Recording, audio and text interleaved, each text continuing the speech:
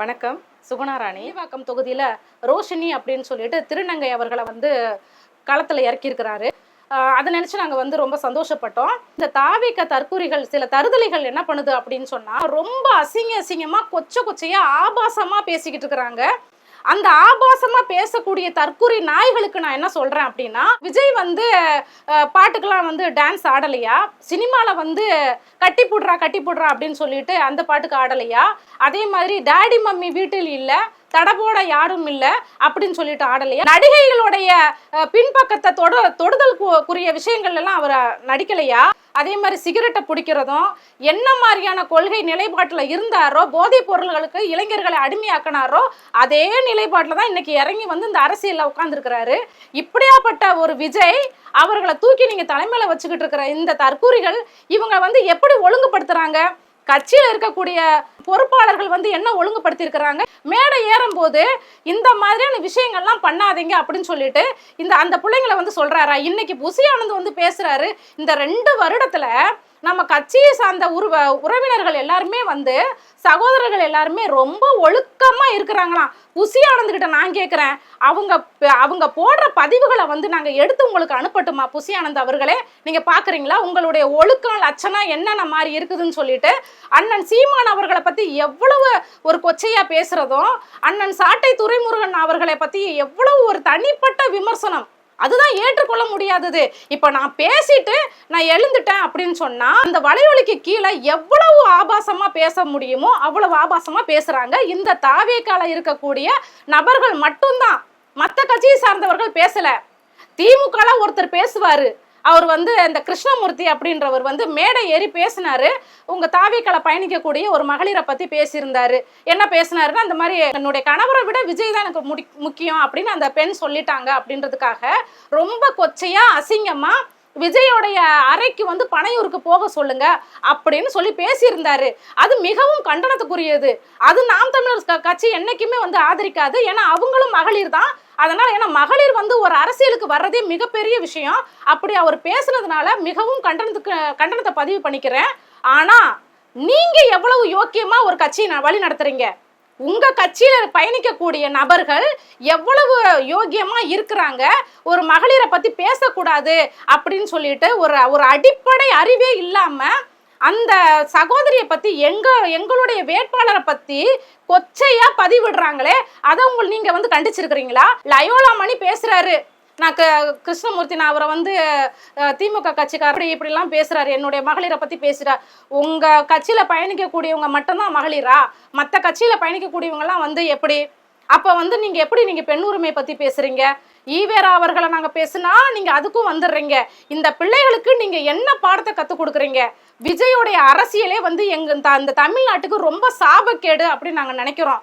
ஏன்னா இந்த 15 ஆண்டு கால அரசியல் வாழ்க்கையில எங்க அண்ணன் எவ்வளவு கஷ்டப்பட்டு முன்னோக்கி கொண்டுட்டு போறாரோ அதை அப்படியே உடைக்கும்னா எங்களுக்கு ஓட்டு செதறுது, நாம் தமிழருடைய ஓட்டு தாவேக்காக்கு போகுது அப்படிலாம் நாங்கள் சொல்ல வரல.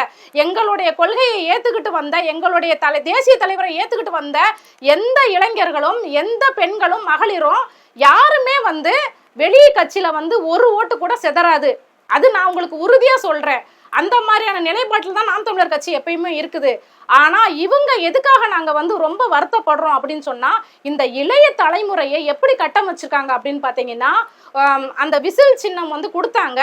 அந்த விசில் சின்னத்தை வச்சுக்கிட்டு இவங்க பண்ணுற அலப்பறை ரொம்ப மிகவும் மோசம். ஒரு பேருந்து நிலையத்துக்கு போக முடியல, எங்கேயுமே போக முடியல. அவர் நடத்துகிற மேடையிலே, அவர் பேசக்கூடிய மேடையிலே பார்த்தீங்கன்னா ஆண்களும் பெண்களும் அந்த விசிலை வச்சு என்ன ஒரு அலப்பறை பண்ணுறாங்க. இதை கண்டிக்கவே கண்டிக்காத விஜய் அதை உற்சாகப்படுத்தி பேசுகிறாரு. அவர் உற்சாகப்படுத்தி பேசுறது, அவர் நடனம் ஆடுறது, இதெல்லாம் ஒரு கட்சியா? நீங்க கட்சியின் வழி நடத்துறீங்களே, யார் யாரை உங்களுடைய கொள்கை தலைவரை எடுத்து போட்டிருக்கிறீங்க? நம்மளுடைய சட்ட மாமேதை அம்பேத்கர் அவர்களை போட்டிருக்கிறீங்க, ஈவேரா ராமசாமியை போட்டிருக்கிறீங்க, அதே மாதிரி நம்மளுடைய அஞ்சலி அம்மாவை போட்டிருக்கிறீங்க. ஒவ்வொருத்தரை பத்தியும் நீங்க விளக்கம் கொடுத்தீங்களா? முதல்ல உங்களுடைய கட்சி கொள்கையில போட்டிருக்க தலைவர்களுக்கு உள்ளவே முரண்பாடு இருக்குது. சட்ட மாமேதை அம்பேத்கர் அவர்கள் சட்டத்துறையை எடுத்து அவர் வந்து வெளியிட்டாரு. ஈவேரா அவர்கள் வந்து அந்த சட்ட புத்தகத்தை வந்து தீல போட்டு கொளுத்தணும் அப்படின்னு சொல்லி சொன்னவர். இப்போ இவங்க 2 பேரையும் நீங்க ஒன்னா இணைச்சு வச்சிருக்கிறீங்களே எப்படி? அதே மாதிரி எம்ஜிஆரும் எனக்கு வேணும், ஜெயலலிதாவும் வேணும், கருணாநிதியும் வந்து அவருடைய ரோல் மாடல் நான் எடுத்துப்பேன் அப்படின்னு சொல்றீங்க. அப்புறம் என்ன பண்றீங்க, நாங்க திமுகவை எதிர்க்கிறோம் அப்படின்றீங்க. இன்னொரு விஷயம் இன்னைக்கு சொன்னாரு, எனக்கு மிகப்பெரிய காமெடியா இருந்துச்சு. அதாவது நம்ம முதலமைச்சர் அவர்கள் வந்து தூக்கத்துல வந்து அவரை எழுப்பணும் அப்படின்னு சொன்னா விசில் அப்படின்னு சொல்லுவாராம், விசிலுக்கு ஓட்டு போடுறேன் அப்படின்னு சொல்லுவாராம். அதாவது திமுக தான் வந்து தமிழை வளர்த்தோம் சொல்லிக்கிட்டு இருக்குது.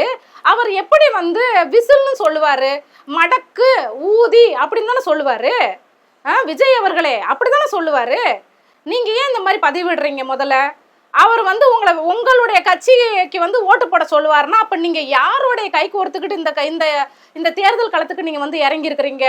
நீங்க வந்து அடிக்கிற மாதிரி அடிங்க, நான் பேசுற மாதிரி பேசுறேன், மக்களை வந்து நாங்க பைத்தியமா ஆக்கிடுறோம், எங்களை நம்பி வர்ற மக்களை நாங்க என்ன பண்ணிடுறோம், சுத்தமா அந்த மக்களை வந்து நாங்க புதைச்சுடுறோம். தமிழ் இனம் தமிழ் தேசியம் வந்து இந்த பூமியில வந்து இந்த நிலத்துல வந்து மலரக்கூடாது. எங்களுக்கு இருக்கிறது இந்த ஒரு நிலம்தான். இந்த நிலத்தையாவது காப்பாற்ற விடுங்க தயவு செஞ்சு. உங்களுடைய அரசியலுக்கும் உங்களுடைய பணத்துக்கும் ஆன இடம் வந்து இது கிடையாது. விஜய் நீங்க வந்திருக்கீங்கன்னா பொறுமை காக்கணும். அதை விட்டுட்டு இந்த இளைஞர்கள் பட்டாளத்தை வந்து எதை நோக்கி கூட்டிட்டு போறீங்க? போதை பழக்கத்துக்கு, நீங்க அந்த சினிமால ஆடி ஆடி ஆடி காட்டின பழக்கத்துக்கு அதே மாதிரிதான் அடிமையா இருக்கிறாங்க. இன்னைக்கு அவங்கள நீங்க திருத்துறதுக்கான வழி என்ன பண்ணுனீங்க? நீங்க எந்த களத்துல நின்று என்ன போராட்டங்களை சந்திச்சிருக்கிறீங்க சொல்லுங்க பார்க்கலாம். இன்னைக்கு என்னுடைய வளங்கள் இப்ப சுரண்டப்படுது. என்னுடைய வளங்கள் மிகவும் மோசமான நிலையில இருக்குது.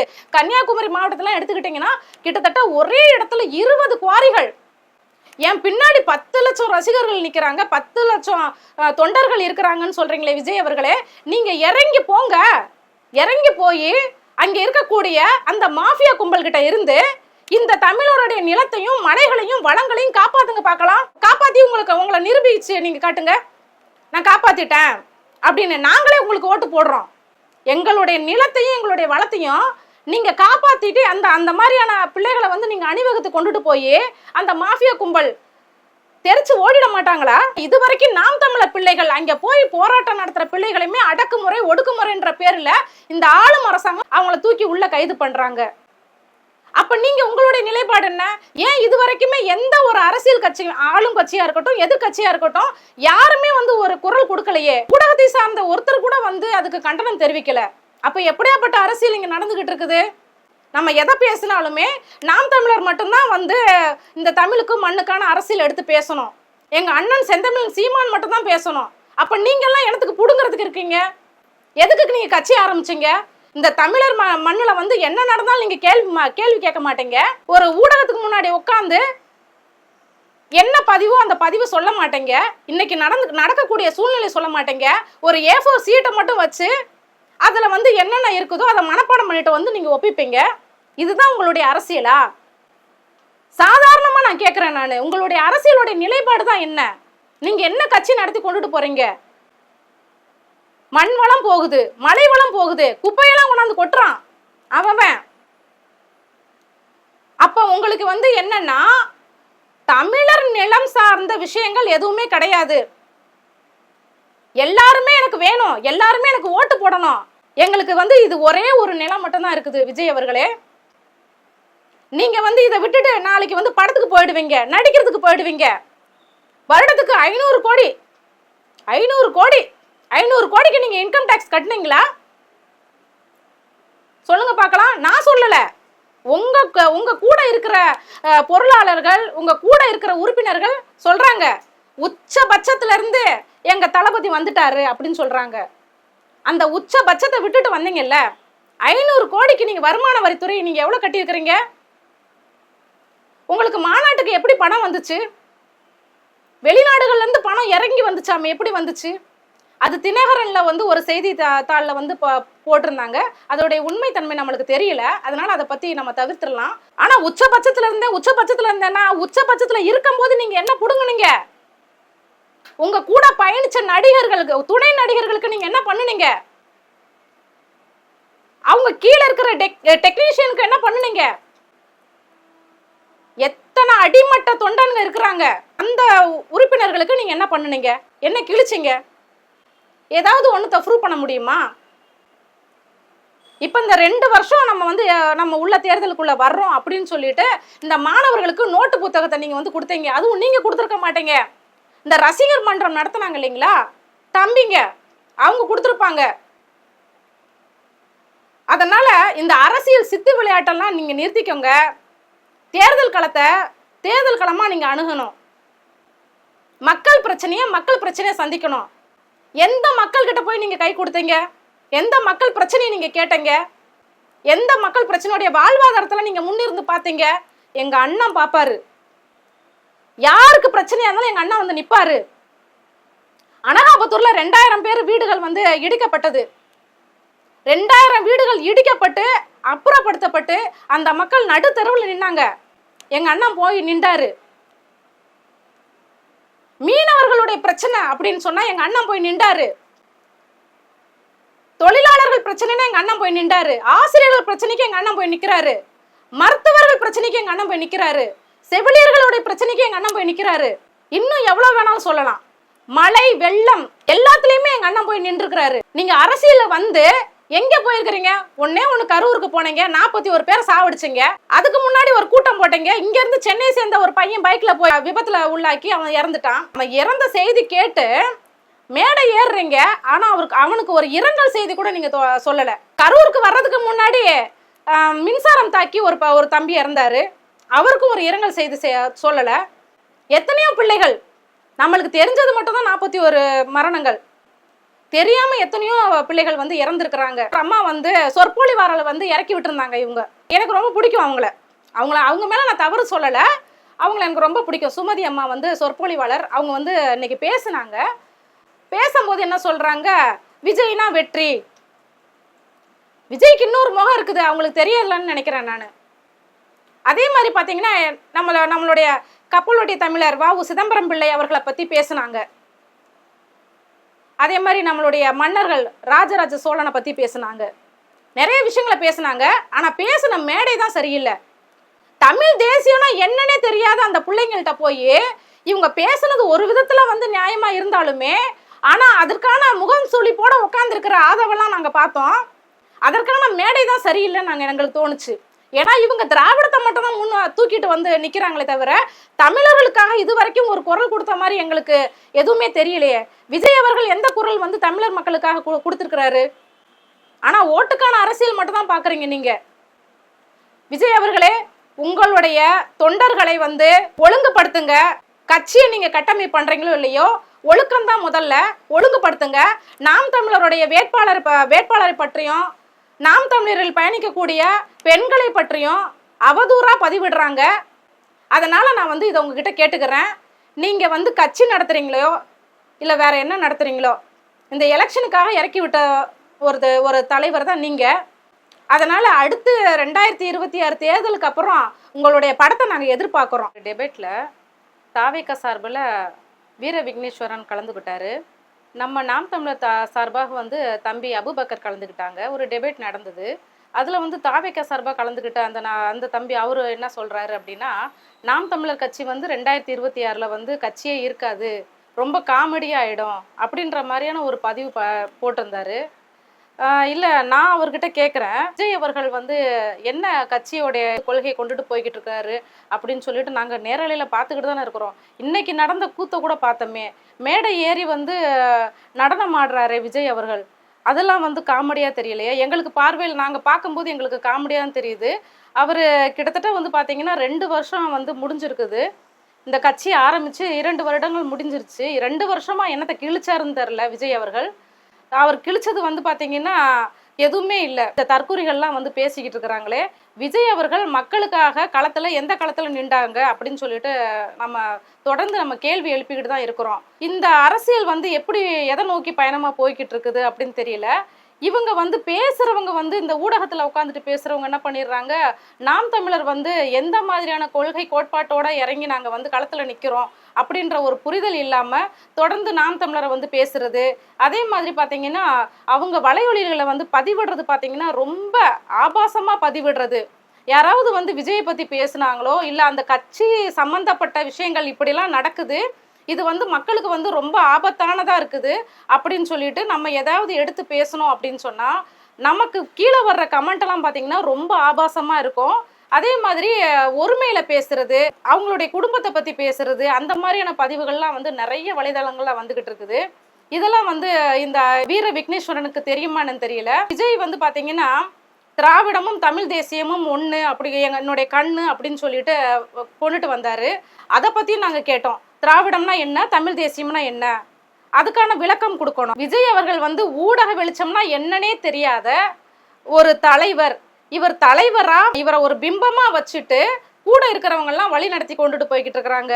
இவர் எப்படியாப்பட்ட அரசியல் காய் நகர்த்தி கொண்டுட்டு போறாரு அப்படின்னு சொன்னா, பெரும்பான்மையா இருக்கக்கூடிய ரசிகர் கூட்டம் எல்லாருமே வந்து எல்லாமே 13 வயசு 14 வயசு 15 வயசு அவங்களுக்கு ஓட்டுன்றதே என்னன்னு தெரியாத இருக்கிற பிள்ளைகளை தான் வந்து இவர் கணக்குல வச்சுக்கிட்டு நாங்க வந்து முதலமைச்சரா போய் உட்காந்துருவோம் அப்படின்ற மாதிரியான ஒரு ஒரு பிம்பத்தை வந்து உருவாக்கிக்கிட்டு இருக்கிறாரு. ஓவர் கான்ஃபிடன்ஸ் அப்படின்னு அவரே சொல்றாரு. இந்த ஓவர் கான்ஃபிடன்ஸ் வந்து இருக்கலாம், ஆனா வந்து இந்த அளவுக்கு இருக்கக்கூடாது. முதலமைச்சர் அப்படின்ற ஒரு பதவி வந்து பாத்தீங்கன்னா உங்களுக்கு அப்படியே நீங்க நடிச்சுட்டு வருவீங்க. திரைத்துறையில இருந்து வந்த உடனே முதலமைச்சர் சீட்டுக்கு ஆசைப்படுறது அப்படின்றது வந்து உங்களுக்கு என்ன தகுதி இருக்குதுன்னு நாங்க கேட்கிறோம். அதற்கான தகுதி உங்களுக்கு இருக்குதா? அந்த இதுல அமர்றதுக்கான தகுதி இருக்குதா? அந்த தகுதியை நீங்க வளர்த்துக்கிட்டீங்களா? இந்த 2 வருஷமா நீங்க எந்த ஒரு களத்துல நின்றீங்க? பனையூர் பண்ணையாருன்ற மாதிரி அதிமுக எடப்பாடி அவர்கள் வந்து உங்களை விமர்சனம் பண்ற அளவுக்கு ஆயிடுச்சு. திமுக வந்து ஒரு கட்சி சார்பா வந்து இந்த தேர்தலை போட்டியிடுறாங்க, அணுகுறாங்க, அவங்க கூட்டணியை வந்து வைக்கிறாங்க.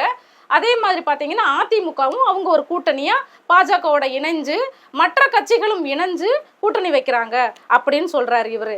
இவர் மேல இருந்து யாரு நூல் விட்டு இவர் ஆடுறாரு அப்படின்னு தெரியும். இப்போ இவருடைய தந்தை இடத்துலயே வந்து பாத்தீங்கன்னா ஒரு பொம்மலாட்டம் நடக்குது, ரொம்ப புதுமையாக இருக்குது. 4 பேர் நடுவிலே நூலு ஒருத்தர் கையிலே அப்படின்னு சொல்லுவாரு அப்படின்னு சொல்லி ஒரு பாட்டு பாடியிருப்பாரு. எஸ்.ஏ. சந்திரசேகரன் அவர்களுக்கு புரியும் நான் யாரை பத்தி சொல்றேன் அப்படின்னு சொல்லிட்டு. அந்த மாதிரி ஒரு பொம்மையை போல அவங்கள வச்சுக்கிட்டு இந்த கட்சியை வழி நடத்தி கொண்டுட்டு போயிட்டு இருக்கிறாங்க. எம்ஜிஆர் ரோல் மாடலா எடுத்துக்கிட்டேன், நம்ம கருணாநிதி அவர்களை வந்து நான் ரோல் மாடலா எடுத்துக்கிட்டேன் அப்படின்னு சொல்லி இந்த மாதிரியான விஷயங்கள்லாம் இவர் பேசுறாரு.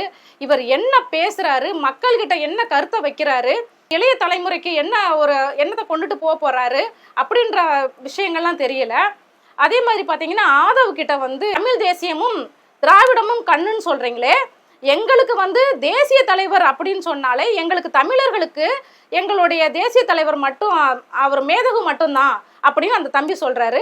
அவருடைய பிறந்த நாளுக்கு வாழ்த்துக்கள் சொல்லவே இல்லை நம்மளுடைய விஜய் அவர்கள் அப்படின்னு சொல்லி அந்த தம்பி கேட்குறாரு. அதுக்கும் வந்து பதில் பார்த்தீங்கன்னா இவருக்கு எதுவுமே தெரியாத மாதிரியும் வாழ்த்துக்கள்லாம் நாங்கள் வந்து அடுத்த கட்ட பொறுப்பாளர்கள் வந்து நாங்கள் சொல்லுவோம் அப்படிங்கிறாரு. இவர் ஒரு கேள்வி வந்து ஒரு மாணவர்கள் இளைஞர்கள் கேட்குற கேள்விக்கு கூட அதுக்கு சரியான பதிலை கொடுக்க தெரியாத இந்த ஆதவ் அர்ஜுனா தற்காலிகமாக இறக்கிவிடப்பட்ட ஒரு இதுதான் நாங்க நினைக்கிறோம். ஏன்னா ஓட்டை பிரிப்பதற்கான வாய்ப்புகள் இருக்குது. தமிழ் தேசியம் மலரக்கூடாது. இளைஞர்களா இருக்கட்டும் எடுத்து அந்த கேள்வியை வைக்கும் போது நீங்க வந்து நாம் தமிழருடைய பிள்ளைகளா, நீங்க அதனாலதான் இந்த கேள்வி கேட்குறீங்க அப்படின்ற மாதிரியான ஒரு பிம்பத்தை கட்டமைப்பு பண்றாங்க. இது எந்த மாதிரியான ஒரு அரசியல் அப்படின்னு சொல்லிட்டு பாருங்க. ஒரு கேள்வி இளைஞர்களுக்கு புரிதலே இருக்கக்கூடாதா? இளைஞர்கள் மத்தியில வந்து அந்த புரிதலை வந்து ஏற்படுத்தணும்.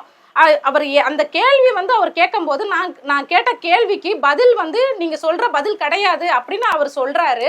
சரியான பதில் கொடுத்த மாதிரி எனக்கு தெரியல. உங்களுடைய ஒரே ஒரு வார்த்தை எங்களுக்கு திமுக தீய சக்தி. விஜய் வாயிலிருந்து இது வரைக்கும் எந்த ஒரு நிலைப்பாடுமே வரல.